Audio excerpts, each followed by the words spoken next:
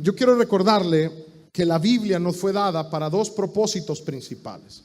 En primer lugar, la Biblia nos fue dada para que usted y yo supiéramos quién es Dios. Es a través de la palabra del Señor que usted y yo conocemos a Dios. Le repito, Jesús dijo, ustedes escudriñan las Escrituras, pero no se dan cuenta que ellas, las Escrituras, son las que dan testimonio de mí. Así que al escudriñar la Biblia, al leer la Biblia, básicamente estamos aprendiendo acerca de la persona de Dios.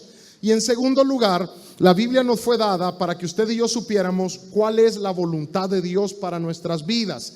¿Qué quiere Dios de mí? ¿Qué quiere Dios de mi familia? ¿Qué quiere Dios de mi casa, de mi tiempo, de mi matrimonio, de mi dinero, de mi sexualidad? ¿Qué quiere Dios de todos los aspectos de mi vida? La palabra de Dios nos lo enseña. Por eso el salmista dijo, en mi corazón he guardado tus dichos para no pecar contra ti. De esa manera, esta noche, al aprender sobre la palabra de Dios, usted y yo vamos a aprender básicamente acerca de Dios y acerca de la voluntad de Dios para nuestras vidas. Y quiero comenzar hablándole de algo que a nadie que yo conozca le gusta, y es estar enfermo. Yo no conozco a nadie que le guste estar enfermo. De hecho, hay quienes en algunas etapas de la vida les gusta fingirse enfermos para que los consientan, ¿verdad? Los recién casados, no sé, los muchachos que están de novios, pues ahí están, que me duele la cabeza, para que la esposa o la novia venga y nos consienta. Pero ciertamente sentirse mal, sentirse enfermo, no nos gusta a nadie. A nadie le gusta sentirse enfermo, a nadie le gusta, hermano, sentirse débil, a nadie le gusta, porque la enfermedad destruye nuestro bienestar. Nadie es feliz, nadie se siente bien estando enfermo. Además de eso, hermano, la enfermedad destruye nuestra fuerza, nuestra economía, porque gastamos al buscar las medicinas, y la enfermedad realmente es algo terrible para todo. Fíjese que es tan difícil la enfermedad que la palabra de Dios dice que Dios se compromete a sanar a su pueblo. Dice la Biblia, yo soy tu sanador, es uno de los nombres de Dios, Jehová Rafa, porque Dios sana a su pueblo. Ahora, hay enfermedades que son terribles, no solo porque uno está enfermo, sino también porque los síntomas de esa enfermedad son horribles. Pero fíjese que, viéndolo desde un punto de vista un poco filosófico, los síntomas de una enfermedad pueden ser una bendición. ¿Sabe por qué? Porque los síntomas de una enfermedad nos dicen que algo no está bien. ¿Se imagina qué terrible, hermano, sería estar gravemente enfermo y no saber? Y darnos cuenta que estamos enfermos solo hasta que morimos. Entonces, la enfermedad es algo terrible. Los síntomas de las enfermedades son algo terrible. Pero a veces la enfermedad, el síntoma de la enfermedad puede ser una bendición, porque nos hace despertar a que no estamos bien. Ahora, espiritualmente hablando, la Biblia nos llama a que usted y yo cuidemos nuestra propia vida. La palabra de Dios llama nuestra atención acerca de que usted y yo tenemos que estar atentos a cómo está nuestra salud espiritual. Dios nos dice en su palabra que tenemos que cuidar no solo nuestra salud física, porque la Biblia dice que debemos cuidar nuestra salud física, sino que debemos cuidar nuestra salud espiritual. Venga conmigo a la Biblia, a Segunda de Corintios capítulo 13, verso 5. Examinaos a vosotros mismos si estáis en la fe. Probaos a vosotros mismos. ¿O no os conocéis a vosotros mismos que Jesucristo está en vosotros, a menos que estéis reprobados? Ahora, ¿cuál es lo primero que el apóstol usa en ese versículo? ¿Qué es lo primero que nos pide? ¿Qué debemos hacer? Examínense a ustedes mismos. Examínense a ustedes mismos. Es similar a que yo le dijera a usted, examine su cuerpo a ver si usted está sano. Examine su cuerpo a ver si usted está bien. No sea que sin que usted lo sepa, dentro de usted vaya creciendo una enfermedad que el día de mañana le quite la vida. Y eso sería terrible. Ahora, espiritualmente la Biblia dice, examínense a ustedes mismos. Pruébense a ustedes mismos. Prueben a ver si están en la fe. Unas paginitas atrás, en Primera de Corintios ahora, capítulo 11. Primera de Corintios, capítulo 11, verso 28. Por tanto, pruébese cada uno a sí mismo y coma así del pan y beba de la copa.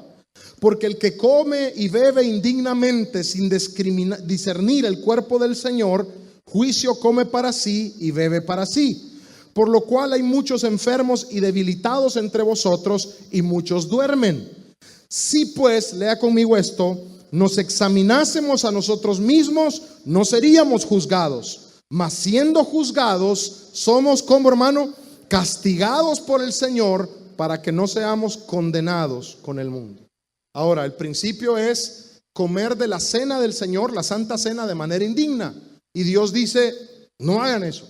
Mejor, antes de comer la Santa Cena, pruébense a ustedes mismos si están bien con Dios, y si están bien con Dios, tomen la Santa Cena. Si no, no, porque si comen la Santa Cena en pecado deliberado, están comiendo juicio y están comiendo carga, enfermedad y muerte. Ahora, se repite el principio, examínense a ustedes mismos. Examínense a ustedes mismos. Es como si usted sufriera la caída en bicicleta, antes de levantarse y subirse de nuevo a la bicicleta, examínese si está completo, tóquese. Ahora, Dios dice que examinemos nuestra vida espiritual. Y yo quiero hablarle hoy acerca de 3 síntomas espirituales que usted y yo no deberíamos ignorar. 3 malestares espirituales que usted y yo nunca deberíamos pasar por alto. Y yo quiero que usted y yo los aprendamos cuáles son. De seguro hay muchos más, pero hoy yo quiero hablarle de 3 síntomas espirituales que van a denunciar, que van a revelar que hay algo en mi corazón. 3 cosas que si las tenemos, hermano, quiere decir que estamos enfermos. Y si no las tenemos, gloria a Dios, podemos decir amén y podemos seguir nuestra vida cristiana victoriosos y firmes. Pero si realmente al aprender hoy de la palabra de Dios y vemos que nuestra vida calza en eso de manera correcta, entonces hay 3 síntomas que yo no debería ignorar. Primer síntoma que yo no debo ignorar, que yo no debo pasar por alto. Número 1, yo debo preocuparme si en mi vida hay falta de unidad, de amor y de armonía con las personas que me rodean. Si yo, siendo cristiano o no siendo cristiano, pero empiezo a experimentar pleito, discordia, contienda con todas las personas que me rodean, sea con mi esposa, sea con mis hijos, sea con los hermanos de la iglesia, sea con las personas que trabajo, ojo, ahí hay un problema. Si yo estoy viviendo en contienda, si todo el mundo tiene algo que ver conmigo, si yo estoy metido en problemas constantemente y no hay un día en que yo no tengo un problema con alguien, tengo que tener cuidado, porque eso es un síntoma de que algo espiritual, algo malo está pasando en mi vida. Primer síntoma es, si hay falta de unidad, de amor y de armonía con los que nos rodean, yo debo estar preocupado. Mire lo que dice la palabra del Señor. Primera de Juan capítulo 1, verso 7. Pero si andamos en luz, como Él, hablando de Jesús, está en luz, tenemos comunión unos con otros, y la sangre de Jesucristo, su Hijo, nos limpia de todo pecado. Ahora, note esto. Si yo ando en luz, como Dios está en luz, tengo comunión unos con otros, y la sangre de Jesucristo me limpia. Ahora, el resultado natural de un corazón que tiene el amor de Dios en su vida, de una vida que tiene el amor de Dios en su corazón, que cree en Jesucristo, que está creciendo en la fe, el resultado natural es amor y comunión con las otras personas. El amor de Dios está en él, la gracia de Dios está en él, y entonces como Dios ha llenado su vida de amor, eso se traduce en amor hacia las personas que lo rodean. Primera de Juan está llena de alusiones a esto. Dice el apóstol Juan, nosotros hemos recibido un mandamiento. Es un mandamiento de parte de Dios. El que ama a Dios, ame también a su hermano. Nosotros, dice la palabra de Dios, conocemos que hemos nacido de nuevo si amamos a los hermanos. Y es un texto que vamos a ver más adelante. El apóstol Juan dice, en esto conocemos que hemos pasado de muerte a vida, en que amamos a los hermanos. El que no ama a su hermano permanece en muerte, Entonces, si yo vengo a la iglesia, si yo canto las alabanzas, si yo doy una ofrenda, pero mi corazón está dañado, a mí nadie me quiere, yo me siento mal, la gente de la iglesia está peleando siempre, la gente de la iglesia no tiene amor, yo en esta iglesia no me siento bien, en ninguna iglesia me siento bien. Ojo, hay un problema, y no necesariamente con la gente de afuera, el problema está en el corazón. Cuando usted viene, hermano, y usted haya problemas en todos lados, y usted se siente mal con la iglesia, y usted no sale en paz en ningún lado, el problema está en el corazón. El problema está en el corazón, y eso es un mal síntoma, porque el resultado natural de un hombre que está lleno del amor de Dios es tener comunión unos con otros, es amar a su prójimo, y es estar en comunión con su prójimo, y no es estar en contiendas. La palabra que usa la Biblia en 1 de Juan 1:7 es koinonía, para decir tenemos comunión unos con otros. Es la palabra bíblica en griego koinonía, que significa compañerismo, sociedad, ayuda, bien común. Entonces, si usted hace poco, hermano, ha empezado a tener problemas con todo el mundo, si usted hace poco está incómodo con su esposa, si usted hace poco está incómodo con su esposo, si usted incómoda, con su esposo, si usted ya no haya paz con nadie, cuidado, porque eso es un síntoma de que algo está pasando en su corazón. Fíjese que estaba oyendo a un experto en religiones, no era cristiano, era un experto en religiones, y él decía que de todas las religiones del mundo, el cristianismo es la religión más relacional que existe, porque el cristianismo es la religión de todas las que existen que más énfasis pone en su relación con Dios y en la relación con el prójimo. No existe otra religión, decía este experto, en el mundo que hable tanto de amar a Dios y de amar al prójimo como es el cristianismo. Y no es una sorpresa, porque servimos a un Dios que es amor, dice 1 de Juan 4:8, ¿verdad? Servimos a un Dios que es la esencia del amor misma. Colosenses 3, del 12 al 14. Vestíos pues como escogidos de Dios, santos y amados, de entrañable misericordia, de benignidad, de humildad, de mansedumbre, de paciencia, soportándoos unos a otros y perdonándoos unos a otros, si alguno tuviere queja contra otro, de la manera que Cristo os perdonó, así también hacedlo vosotros. Verso 14. Y sobre todas estas cosas, vestíos de qué, hermano? De amor, que es el vínculo perfecto. Entonces, note esto, hermano. La palabra de Dios dice que nos soportemos, dice que seamos benignos, dice que nos amemos y que nos perdonemos los unos a los otros. Ese es el carácter natural de un hijo de Dios. Eso es lo que debería estar experimentando un hijo de Dios. Pero, hermano, el que busca pleito en todos lados, el que pelea hasta con la sombra propia de él, el que no haya paz con nadie, quiere decir, eso es un síntoma espiritual de que su corazón no está bien, de que su relación con Dios no está bien. Le pongo un ejemplo bíblico. La Biblia dice que Esteban fue el primer mártir de la Biblia. En el libro de Hechos mataron a pedradas a Esteban por testificar de Jesucristo. ¿Y sabe qué dice la palabra de Dios? Que cuando comenzaron a apedrearlo, Esteban vio el cielo abierto y vio a Jesús al lado del Padre, a la diestra del Padre. Y cuando Esteban estaba muriendo, tuvo el amor para decirle: Señor, no les tomes en cuenta este pecado. ¿Sabe lo que este hombre estaba diciendo? Me están matando, pero a mí no me importa, Señor. Si los vas a castigar, castigarlos por otra cosa, pero no por mí, porque yo los perdono. Eso es lo que él está diciendo. Ahora, ¿de dónde nace el amor de Esteban? Del amor que ha recibido de parte de Dios. ¿Usted cree, hermano, que cuando usted anda bien con Dios, sus reacciones son iguales a cuando anda mal con Dios? Definitivamente no. Definitivamente no. Cuando uno anda lejos de Dios, hermano, es un gallo de pelea. La Biblia llega a decir que el que no ama a su hermano permanece en muerte. Así que un síntoma espiritual que no debemos obviar es nuestra relación con las demás personas. Yo le quiero pedir que venga conmigo a Tito, capítulo 3. Dice la palabra del Señor: al hombre que cause divisiones después de una y otra amonestación, ¿qué debe hacer, hermano?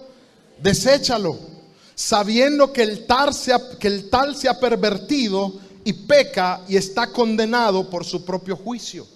Ahora, la versión popular dice: el hombre que está causando pleitos Después de aconsejarlo una y otra vez, deséchalo, pues debes saber que esa persona se ha pervertido y que su mismo pecado lo está condenando.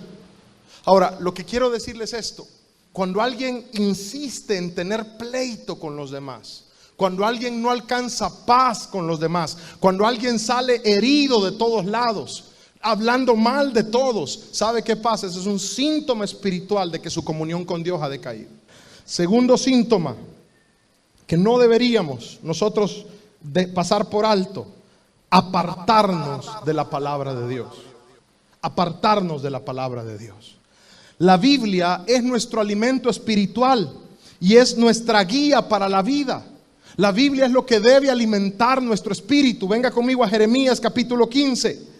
Jeremías capítulo 15, verso 16. Fueron halladas tus palabras. ¿Y qué dice la Biblia, hermano? Y yo ¿qué? Las comí. Y tu palabra me fue por gozo y por alegría de mi corazón, porque tu nombre se invocó sobre mí, oh Jehová, Dios de los ejércitos. Ahora, se la comió. Ahora, cuando usted y yo empezamos a decaer en nuestra relación con Dios, cuando usted y yo empezamos a alejarnos de Dios, ¿sabe de qué nos vamos a alejar inmediatamente? De la Biblia.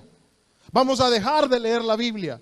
Vamos a dejar de buscar lo que la palabra de Dios enseña y vamos a tratar de ignorar lo que Dios nos aconseja a través de su palabra.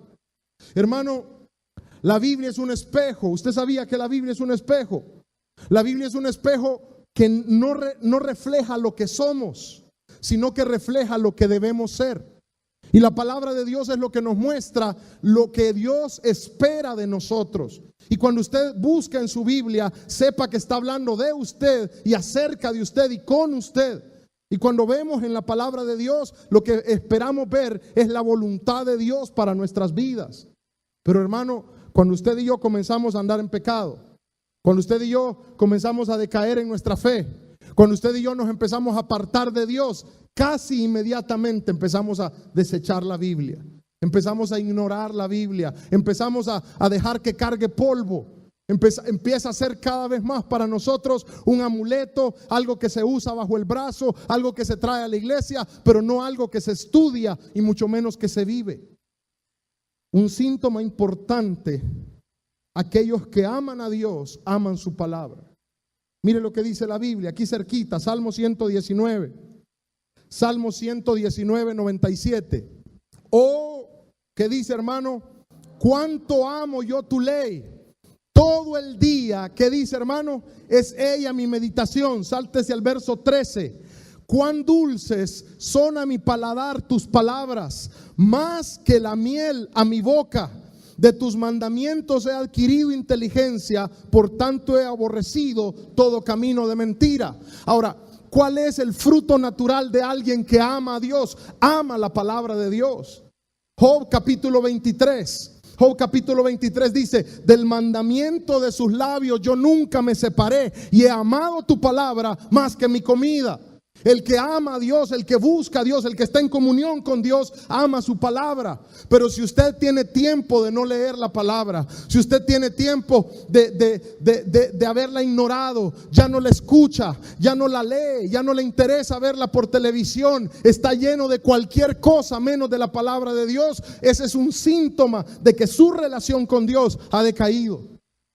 Carlos Spurgeon, famoso predicador, llamado por muchos el príncipe de los predicadores, decía: yo quiero estar lleno de la Biblia. Quiero estar tan lleno de la Biblia que si alguien me hiere las venas, en lugar de sangre salga Biblia. Eso es lo que quiero, estar lleno de la palabra de Dios. Ahora, inevitablemente, hermano, a mayor pecado, más lejanía de la Biblia. A mayor pecado, más lejanía de la Biblia. Por eso es que muchas personas que son religiosas, no cristianas, religiosas, tienen una Biblia en la entrada de la casa. Tienen una Biblia al par de la cama llena de polvo con el Salmo 23. Yo le voy a decir algo: si no nos sabemos el Salmo 91, estamos en problemas, porque el diablo sí se lo sabe. Se lo dijo a Jesús. Se lo dijo a Jesús: a sus ángeles mandará cerca de ti para que tus pies no tropiecen en piedra. Está citándole el Salmo 91. Y usted y yo nos lo sabemos. Y usted y yo conocemos lo que la Biblia dice. Sabemos usted y yo que la Biblia dice que toda la escritura es inspirada por Dios, que es útil para enseñar, que es útil para redarguir y que es útil para instruir en justicia. Muchos de nosotros no lo sabemos. Hemos abandonado la Biblia y esa ha sido nuestra debilidad. Nos hemos vuelto gente que le dice amén a todo. Allá aparece alguien diciendo que fue al infierno y que no hay infierno, sino que son 3 infiernos. Amén. No hay cielo, sino que es la tierra en forma de cielo. Amén. No hay Trinidad, sino que cada persona de la Trinidad tiene 3. Entonces son 9 dioses. Amén. Pues no es así. No es así. No es lo que la Biblia dice. Pero nos hemos conformado. Padecemos de pobreza elegida. Tenemos la palabra de Dios a nuestra disposición y no la hemos leído. Y eso es un síntoma de enfermedad espiritual. Es un síntoma de pecado. Cuando vemos la historia bíblica, principalmente en el libro de los Reyes y en los libros de los Crónicas, primero y segundo de Reyes y primero y segundo de Crónicas, usted se va a dar cuenta que los peores reyes que gobernaron Israel y Judá, Atalía, Acab, Manasés, todos esos reyes impíos, hermano, todos esos reyes impíos, ¿sabe qué fue lo primero que hicieron? Desechar la palabra de Dios. Cuando el rey Josías, y algún día vamos a hablar de eso, cuando el rey Josías llegó al trono de Judá, sabe que ni siquiera conocían la ley de Dios. Estaba tan pervertido el pueblo que la ley ya no la conocían. Hasta que estaban reparando el templo, botada en el templo, hallaron la ley y se la leyeron al rey. Y el rey quebrantó su corazón y Dios lo perdonó y Dios lo levantó y Dios lo enriqueció. Pero ¿cuántos de nosotros hemos olvidado la palabra de Dios, hermano? ¿Cuántos de nosotros hemos sustituido por una pantalla de televisión o por un monitor de computadora el tiempo con Dios? Mire, la gente espera que los pastores resolvamos sus problemas. Y de repente aquí estamos los pastores para servir al pueblo de Dios. Pero hay luchas, hermano. Hay luchas que tiene que pelearlas usted. Hay luchas que no va a venir nadie. No va a venir nadie a decirle, hermano, aquí estoy para sacarte de eso. Hay luchas que es Dios y usted. Dios y usted. Y no se van a quitar porque vea un buen programa de televisión o porque lea un buen libro de un hombre ungido. Es su relación con Dios. Y mucho de eso tiene que ver nuestro amor por la palabra de Dios. El apóstol Pablo dijo, la palabra de Cristo, Colosenses 3:16, la palabra de Cristo more en abundancia en vosotros. More en abundancia. Nunca lejos. More en vosotros. Yo conozco hombres que estando casados tienen la tentación de engañar a su esposa. ¿Sabe qué es lo primero que hacen? Cerrar su Biblia. Conozco jóvenes que están siendo tentados por la inmoralidad para tener relaciones íntimas antes del matrimonio, cosa que la Biblia llama fornicación y que es desagradable a los ojos de Dios. ¿Y sabe qué es lo primero que hace un joven cuando está cediendo a esa tentación? Cerrar su Biblia. Conozco gente que está pensando en alejarse de Dios, en hacer trampa en su negocio. ¿Sabe qué es lo primero que va a hacer? Es cerrar su Biblia. Porque sabe que la palabra de Dios tiene algo que decir respecto a eso. Ahora, en tercer lugar, un tercer síntoma que usted nunca debería dejar pasar. Nos volvemos permisivos ante el pecado. Segunda de Corintios capítulo 12 versos 20 y 21. Pues me temo que cuando llegue no os halle tales como quiero, y no sea hallado de vosotros cual no queréis, que haya entre vosotros contiendas, envidias, iras, divisiones, maledicencias, murmuraciones, soberbias, desórdenes, que cuando vuelva me humille Dios entre vosotros y quizá tenga que llorar por muchos de los que antes han pecado, lea conmigo lo que sigue, y no se han arrepentido de la inmundicia y fornicación y lascivia que han cometido. Ahora, uno de los síntomas que más debería preocuparme a mí es el hecho de que puedo ver el pecado y puedo pecar y no me causa dolor. Ahora, ¿qué quiero decirle con esto? El pecado debería indignarnos. El pecado debería causarnos dolor. Y yo no digo que vamos a andar por la calle viendo y insultando a la gente y haciendo un show público de lo mal que la gente está. No, porque Dios sigue amando al pecador, pero confronta el pecado. Pero hermano, en nuestro corazón la Biblia habla de Lot y lo llama el justo Lot, que afligía su alma todos los días al ver el pecado de Sodoma y Gomorra, dice segunda de Pedro.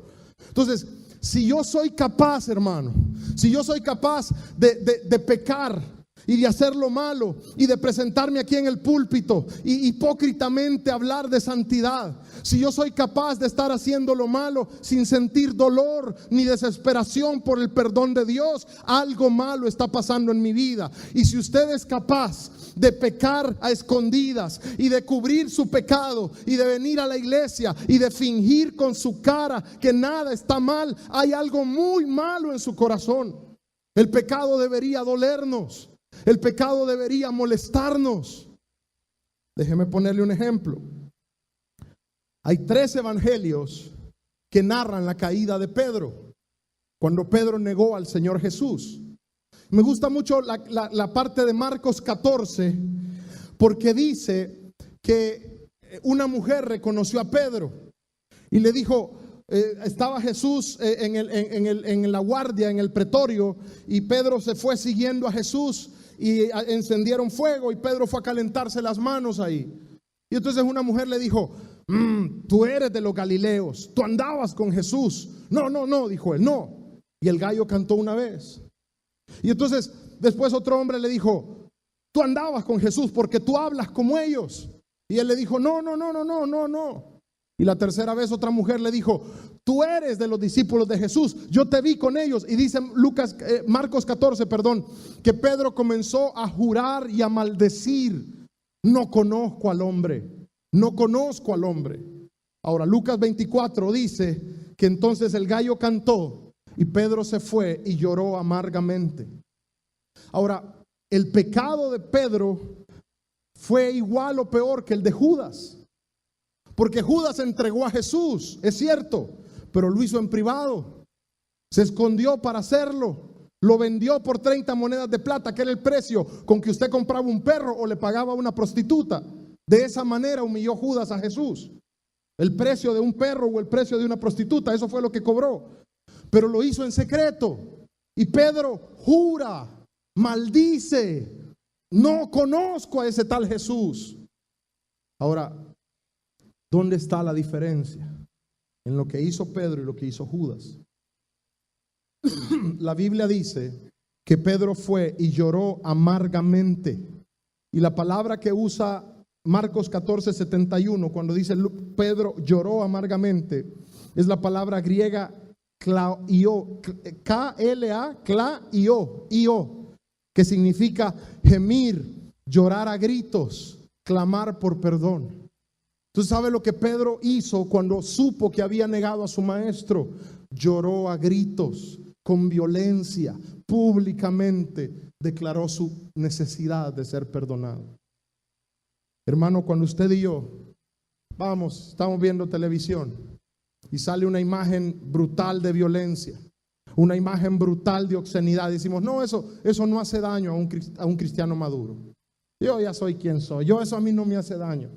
Cuando una muchacha acepta que su novio mancille su cuerpo con caricias indebidas, cuando un muchacho acepta a hacer algo que sus amigos le sugieren, que él sabe que es vergonzoso, que él sabe que Dios no lo aprueba y lo hace y no corre a buscar el perdón de Dios y no siente el peso de su corazón, hay algo muy malo que está pasando en el corazón de esa persona. Porque el resultado natural de la presencia de Dios es dolor por el pecado, es quebrantamiento por el pecado. Dice Jeremías, había un fuego en mis huesos que yo traté de resistir, pero no pude. Tuve que volver a Dios. Y ahora yo quiero preguntarle a usted, ¿qué tanto se duele usted cuando ha pecado? ¿Qué tanto se duele usted cuando está haciendo algo malo? ¿Cómo reaccionamos usted y yo al pecado? ¿Cómo reaccionamos usted y yo cuando hemos hecho lo malo? Hay una diferencia muy grande entre sentir remordimiento y arrepentimiento verdadero. Y yo aquí quiero que me preste atención. Sentir remordimiento es sentir malestar por haber sido descubiertos en algo que no debíamos estar. Es el malestar que dice, ay, hubiera cerrado la puerta, hubiera borrado la llamada, hubiera borrado el historial, qué tonto. Eso es remordimiento. Me halló, pero es que me deja solo, es que yo así soy, es que a mí así me criaron. Eso es remordimiento. Se duele por haber sido hallado y responsabiliza a otros de su caída. Es permisivo. El verdadero arrepentimiento no mira a otros lados. De hecho, solo mira hacia arriba y mira hacia abajo. Mira hacia arriba delante de Dios a quien ha ofendido y mira hacia abajo a su propio corazón que necesita el perdón de ese Dios. Entonces usted tiene que entender algo. Si usted es capaz de hacer lo malo, si usted es capaz de hacer cualquier tipo de maldad y no experimentar carga alguna, usted no es cristiano. Usted no ha nacido de nuevo. Porque el que ha nacido de Dios no peca, porque la simiente de Dios que está en él no le permite practicar el pecado. Puede caer, pero se levanta y corre buscando el perdón. Pero si usted puede y todavía quiere pecar más, es que su corazón no se ha rendido a Cristo. Y usted necesita arreglar eso con Dios. Usted necesita decirle, Señor, hazme sentir dolor. Hazme sentir dolor por mi pecado. Ya no quiero fingir, ya no quiero acomodarme, quiero confrontarme contigo y quiero sentir dolor por lo malo que estoy haciendo. Hay quienes insisten en defender su pecado. Buscan la manera de encontrar un recoveco en la Biblia para decir que están haciendo lo bueno. Y eso es peor todavía que el error que hayamos cometido.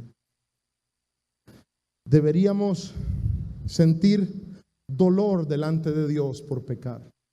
Y debería disgustarnos el pecado cuando lo vemos. Debería disgustarnos ver a alguien haciendo lo malo. Debería disgustarnos el escuchar a alguien hablando vulgaridades de Dios. Le cuento. Mire,